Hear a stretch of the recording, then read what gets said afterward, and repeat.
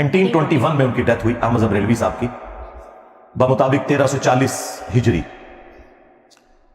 और उन्होंने अपने जमाने में बाकी मकातब फिक्र को गुस्ताख डिक्लेयर करके काफिर डिक्लेयर किया कैटेगोरिकली।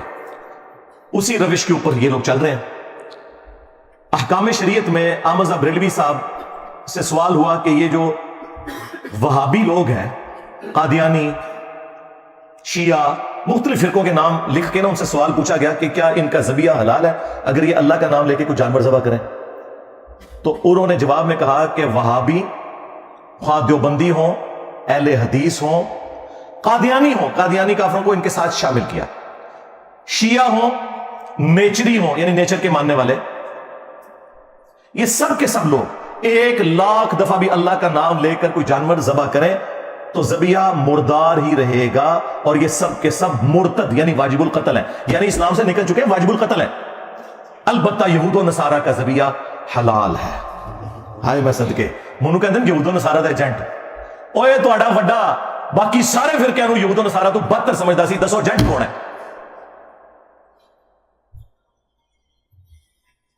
फिर मलफूजात आला हजरत जो इनके अपने बेटे ने जमा की, मुस्तफा रजा खान नूरी, जिनकी वो मशहूर नात है तू शम्बे रिसालत है आलम तेरा परवाना, अपने बेटे ने जमा किया, किसी और ने लिख के मथे नहीं मारी।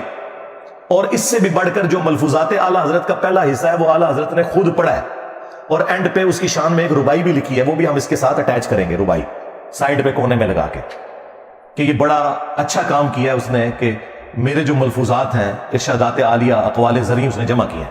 वो इरशादात आलिया आप सुने। उनसे सवाल हुआ कि अगर वहाबी देवबंदी और अहले हदीस इमाम नमाज पढ़ा रहा हो तो हम नमाज उनके पीछे पढ़ें या अलग से पढ़ें? उन्होंने कहा कि इनकी ना नमाज नमाज है ना जमात जमात है। उन्होंने कहा नदी अपनी नहीं भी होती, हमारी कहां से इनके पीछे होगी।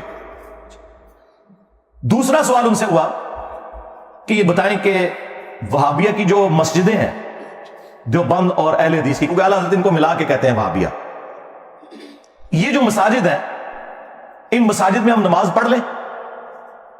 अब आप जवाब सुने और आप हैरान हो जाएंगे कि उन्होंने क्या कहा। उन्होंने कहा कि कुफार की मसाजिद मिसले घर के है।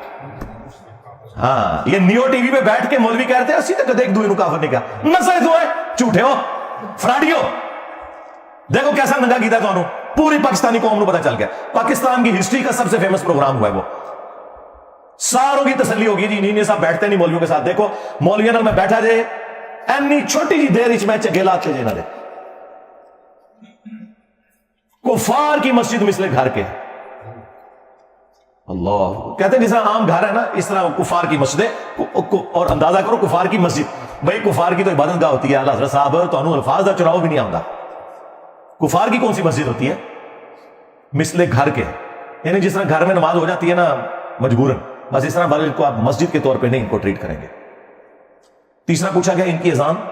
अब अजान की क्या हैसियत रह जानी? उन्होंने कहा इनकी अजान भी नमाज और जमात की तरह बातिल है, अलबत्ता जब अल्लाह का नाम आए या रसूलुल्लाह का नाम आए सल्लल्लाहु अलैहि वसल्लम तो आप अज़्ज़ा वजल व सल्लल्लाहु अलैहि वसल्लम कह लें, बस इससे ज्यादा अजान का भी जवाब देने की जरूरत नहीं है। ये जनाब वो लेगेसी है जो बरेलवियत लेकर चल रही है।